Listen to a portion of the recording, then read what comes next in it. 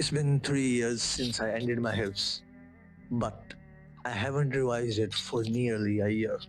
I'm starting to go towards sins now, talking about girls with my friends, not properly lowering my gaze, and sometimes even using foul language. Then I find out that I have literally forgotten nearly the entire Quran, which I memorized because I wanted to. Like, nobody forced me to memorize it or anything like that. This hits me hard. I start reading it again every single day for just 15 to 20 minutes. I'm trying to become a better Muslim again. Then, fast forward a year, and I become friends with a guy who is having some issues with Islam. He has read Friedrich Nietzsche and a lot of other philosophical books and stuff. He has some doubts and questions. So, in campus, we talk about some, I recommend him some stuff and give him some advice. After 3 4 months, his issue has been solved. Alhamdulillah. So, let me show you how you can also inspire others by just being you.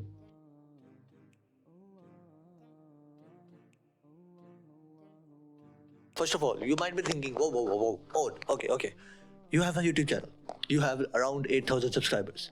You can inspire other people. But I'm just a normal person. I'm just a normal person who goes to school, who goes to maybe college, who just studies, who reads some Quran and stuff.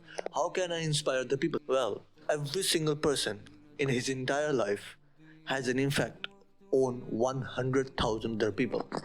So, in this way, if you can change just those 1000 people by just small 1%, let's say you make yourself better by 1%, and then because you have made yourself better by 1%, the people who you interact with, all of those people start changing, start getting better by just 0.1%, let's say 0.1%, that's all. And then you make yourself better by 1% again, and then those people get better by 0.1% again. In this way, if you make yourself better, just yourself better, you, in an indirect way, make 1,000 other people better as well. You must be the change you want to see in the world.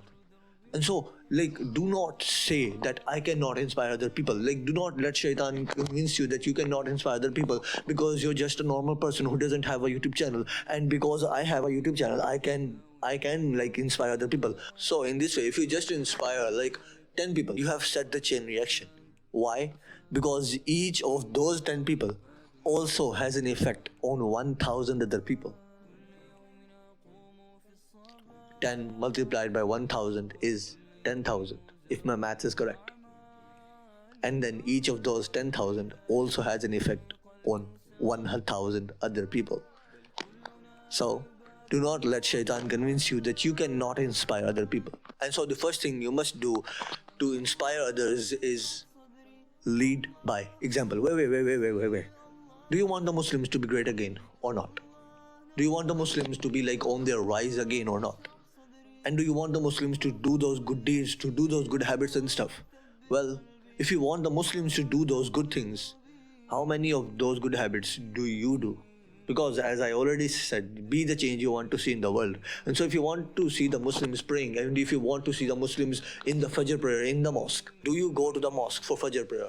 How many prayers do you pray? If you want the Muslims to read and understand Quran, do you read and understand Quran?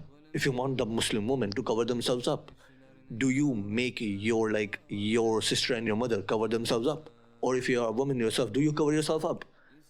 If you want the Muslim men to not stare at Muslim women like dogs or animals, do you lower your gaze yourself? Can you control yourself? It's easy to say that Muslims should do this and do this, but you forget that you're also a Muslim. And this applies to you as well. The things you're saying that they should do, bro, you're also a Muslim. You should do them as well. And so, all in all, if you want the Muslims to be like those ideal Muslims, are you that kind of ideal Muslim? Or are you on the path to becoming that ideal type of Muslim? Maybe you're not that kind of person right now, but you're trying. If you're trying really good, keep going, keep going. Even if there are ups and downs, no matter what, keep going. Shaitan will hit you hard, very hard, because he is your biggest enemy. And you are the biggest threat to him. Because if you can inspire even just 10 people, you have indirectly inspired thousands, as I just told you. So he is you are the biggest threat to his plans. And so how do you do this? How do you actually lead by example? Well, stand with the values of Islam. Stand with them. Stand with the values of Islam, even if you have to stand alone.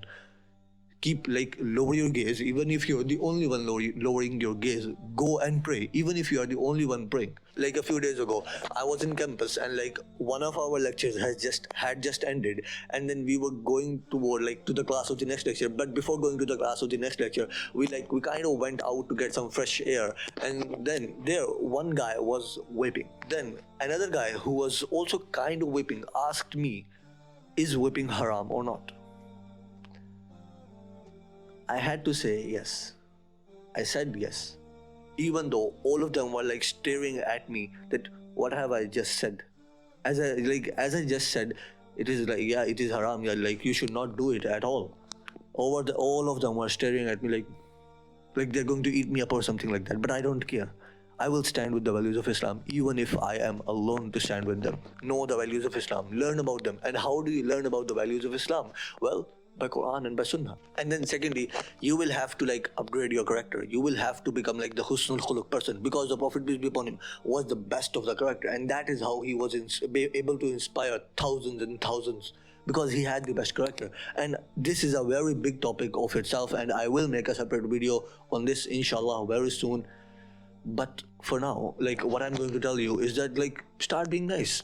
I'm not telling you to be nice, overly nice or anything like that, but have your boundaries, have the boundaries of Islam, keep the boundaries of Islam in your mind, and don't become too nice that you cross the boundaries of Islam just to please other people. But don't be a mean person, bro. Being honest, don't be a mean person, bro. Don't hurt or don't blame other people. What? Just be a kind person. And then this one is really hard to do. Wear Islam and wear it hard. Be a Muslim even during the hard times of Islam. Because being honest, all the people who are Muslims right now and who kind of in indirect way or even in a direct way criticize Islam, if they were born in the golden age of Islam, they would be pious, absolutely pious Muslims. Why? Why are they doing this right now? Because Islam is going through its hard times right now. Not because of Islam. It's not the fault of Islam or anything like that. It's our fault. We are the people who present Islam to the world. And we have become so bad that now Islam is kind of going through its hard times because of us. And so, you have to stand with Islam during its hard times. And you know who is straight as this? This is the trait of the companions of the Prophet, peace be upon him, and the Prophet, peace be upon him himself. They stood with Islam. They wore Islam even when it was going through its hardest of times. Then we get to the juicy and the real part of this video, which is become a symbol of Islam. So let's say that two guys in your campus are just talking, and then they suddenly just start talking about Islam, just random things of Islam. And then the first person that comes in their mind is you. If that happens, congratulations, you have become a symbol of Islam in your area. You are the kind of person whose confidence comes from Islam, whose personality comes from Islam. Everything he has comes from Islam. If that happens to you, congratulations, you have become a symbol of Islam. But that is no easy task. I don't think any of us is on that level right now. And so there are two things you can do for that. And the first thing is, I'm going to ask you, when you are with your friends, do you feel that your iman is at a high, or do you feel that your iman has been hurt or shot in the head or something like that? If it's the first thing, if you feel that your iman is totally at a high when you are with your friends, and alhamdulillah, you have really good friends, brother. Keep them always. Never lose those friends, because finding those kinds of friends is really hard in this day and age.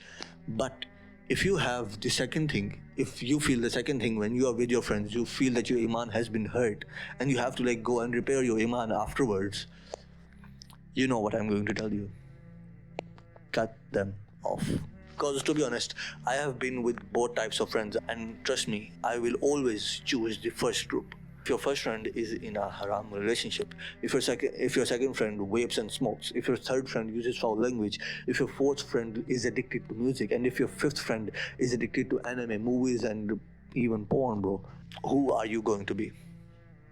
Are you going to be the really pious person? No.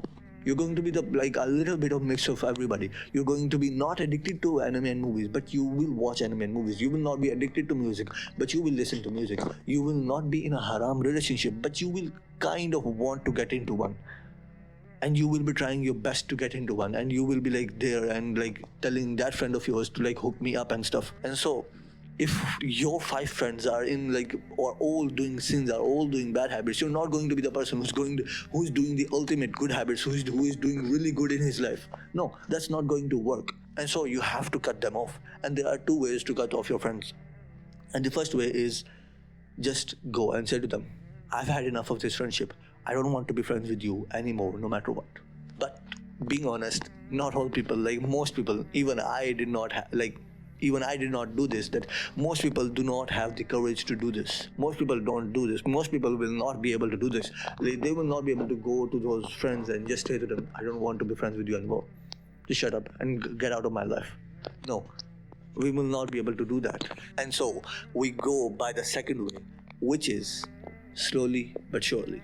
Slowly but surely, you stop getting those friends. Slowly but surely, you stop sitting with those friends. Slowly but surely, you stop going out with those friends. They tell you, oh bro, we are going out with this. We are going out. Do you want to come?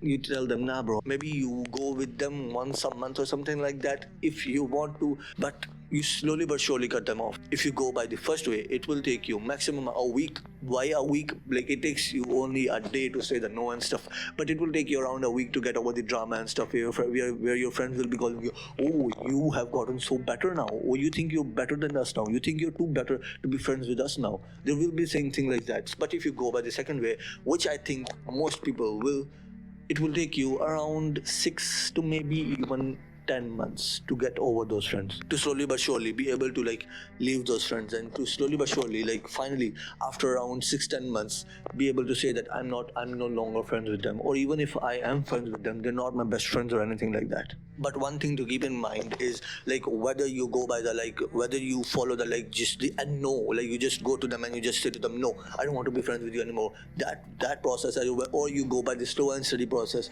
One thing you must keep in mind is just be respectful, bro, because they know that you're starting to become more of an Islamic person. You're starting to become more of a better Muslim. And so if you go up to them and you say stuff really disrespectful stuff, first thing is keep in mind that they are Muslims. They're still Muslims. Yes, they are they are not on the right path. But keep in mind that 6 months ago you were just like them. If not 6 months ago, 2 years ago, maximum 2 years ago, you were just like them. And so you don't have the authority to say to them that they're this and this. Allah is the changer of hearts. He changed your heart. He can change their heart at any moment He wants to. And the second reason is why you don't want to do this is because if you start doing this, if you go and do this in a disrespectful manner, they will start hating Islam in an indirect way, because they know that you have started to become more of a Muslim. And so if you go and up to them and you say disrespectful things, they will in an indirect way kind of start hating Islam. And they will do that because of you. And so this is a big responsibility. You have to make sure, you have to watch your steps really carefully here. But one thing, if they are really, really down and they are really holding you and they are getting you into those bad habits, and they are at a level that they are stopping you from doing the good habits. They are stopping you from praying. They are stopping you from reading Quran. They are making fun of you when you're praying or when you're reading Quran and stuff. They when they learn that you read Quran every single day with translation, they are making fun of you and they want you to not do that. That is the time you have to just leave them. No matter what, you have to leave them. Even if you have to be kind of slow, a little bit disrespectful, you have to leave those friends. You have to leave them, because they will ruin you and they will ruin your life if you do not leave them. And so whether you go by the quick process or whether you go by the slow process, after you have gotten over those friends, now will start the lonely period. This will be the period that you will not be friends with anybody. You will not fit into any friend group. You will not be with any of the friends. You will be really lonely. A lot of the times you will be alone you will be alone sitting on your bed, and you'll be like, bro, I don't have any friends. You will want to cry and stuff. And I know that is really hard. I went through that time around a year or something like that ago. But trust me, just listen to me, that this is a test of Allah. Because when Allah wants something great out of somebody or some nation, He starts putting those people in tests. So this is a test from Allah. The lonely period will be hard, very hard. And then after the lonely period, which will last for around 3 to maximum 7-8 months, no more than that. Maximum, that's a lot of time. But That will be the maximum time that you will have to go through the lonely period. And then after this, you will start finding those friends. And like to tell you a story, I know this will make the video a bit long, but I really want this point to hit home.